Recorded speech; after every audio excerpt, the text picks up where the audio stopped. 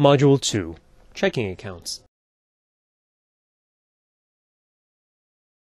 When deciding whether to open a checking account to help manage your money, it's important to ask a parent or trusted advisor for advice. Checking accounts aren't necessarily for everyone, but they can be very helpful to those who do need them. But before we jump into things, let's go over some key terms that you'll need to know. When you put money into your bank or financial account, it's called a deposit. When you take money out of your bank account, it's called a withdrawal. A debit card is a card issued by a bank that allows you to access your funds electronically, like at an ATM. You can also make payment using a debit card at many stores and restaurants. An account register is a form you can use to record withdrawals and deposits in your bank account. Your account balance is the amount of money in your bank account. When you don't do a good job keeping track of your account balance and spend more money than you have in your account, it's called an overdraft.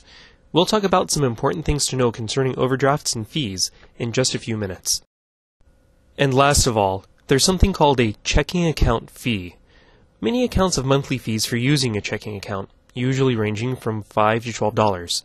Most banks offer free checking for customers who meet certain requirements. Ask your bank if they offer free checking and if you qualify. So, why use a checking account? First of all, it's efficient. A checking account is the easiest way to store and manage your money. You can also access the money that you keep in your checking account from other banks, ATMs, and even online. When you open a checking account, the bank will issue you checks and a debit card, which you can use to pay bills or purchase items in most stores and other locations. This way, money is taken directly from your account. It helps you keep track of your money. It's not a good idea to just keep cash in your pocket. It's hard to keep track of, and you might lose it. Using banking services, you can check your account activity safely and even from the comfort of your own home via online banking.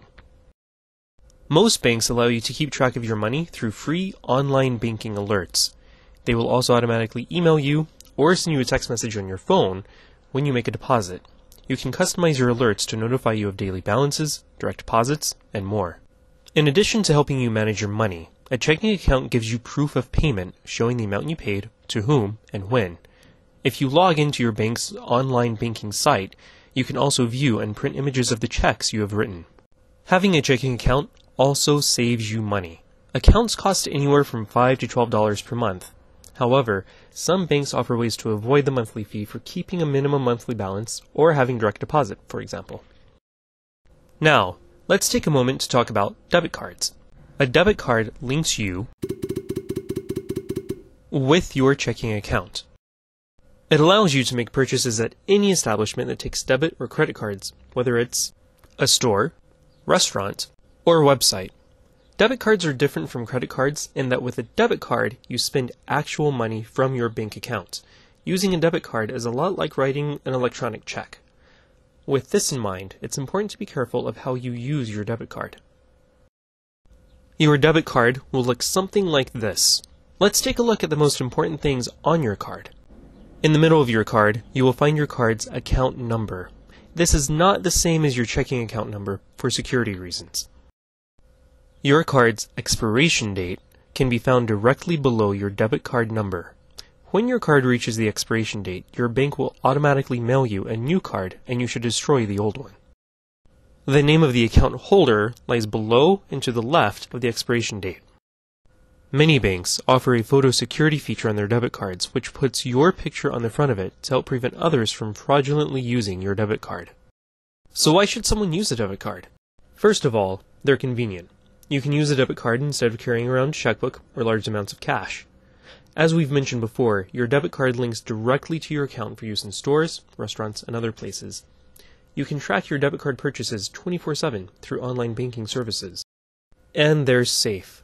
Debit cards also require a personal identification number, or PIN, for use, which ensures that only you can use it and your money stays safe as long as you don't share your PIN with anyone else. Knowing what a check looks like and how to fill one out is really important when receiving or making payments.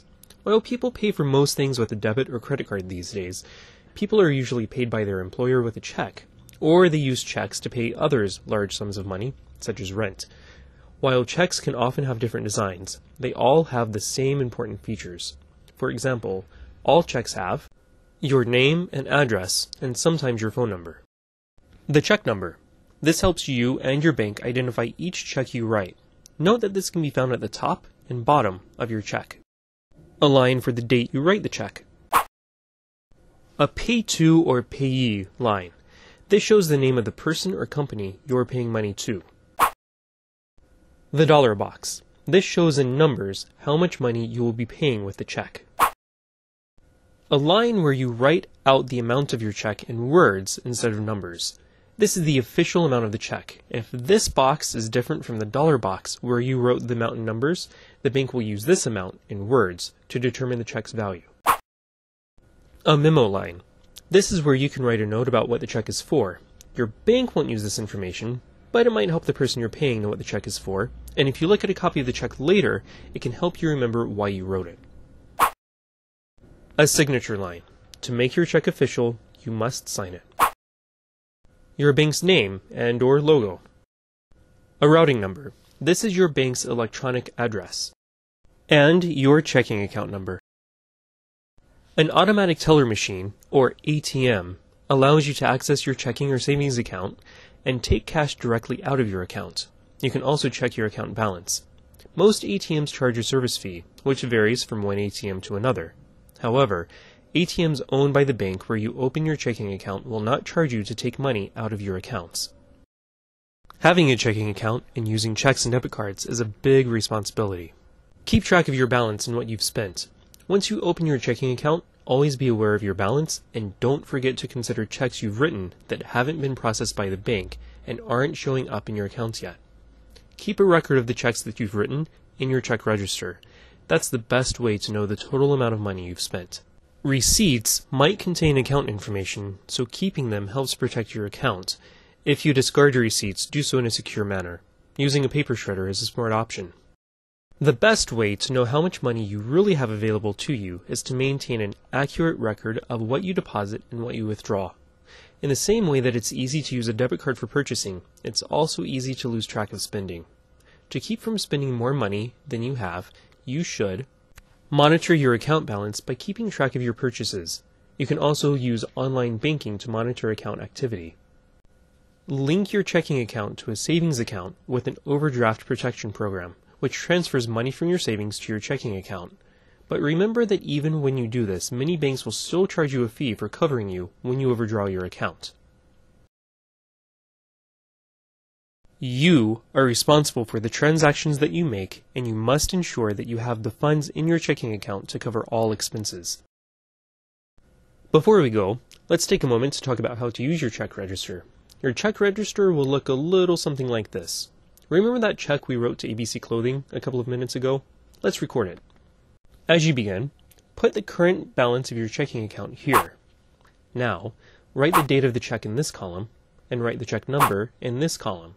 In the next column, you can write a short description of each transaction. In this case, we'll write the name of the store that the check was written to. Use these two columns to record the amount of the transaction. In this case, credit and debit mean something a little different. Credit means money added to your account. Debit means money taken from your account. Since this is a check, it's money you've paid from your account, so we'll put the amount of the check, $123.45, in the debit column. Now subtract the amount of the check from your starting balance to get your new balance of $376.55. Another quick example. Let's say the next day you got your paycheck. Write the date here and something like paycheck here. Since this is money being added to your account, put the amount under the credit column. Then add the amount to the balance in the line above, not your starting balance, but the balance after the check you wrote to ABC Clothing, to get your new balance, $776.55. And you can keep adding transactions like that. Once a month, your bank issues you a bank statement, which gives you a record of your account balance as well as all of your account activity. Bank statements allow you to keep better track of your finances, so you should review your latest bank statement each month. So, what if you don't keep track of your spending and account balance? If you spend more money than you have in your account can become overdrawn, and you will be charged expensive overdraft fees as a consequence. Your $2 latte could end up costing you $37. How? Let's say you use your debit card to buy that latte, but you forgot that your checking account has only $1 in it.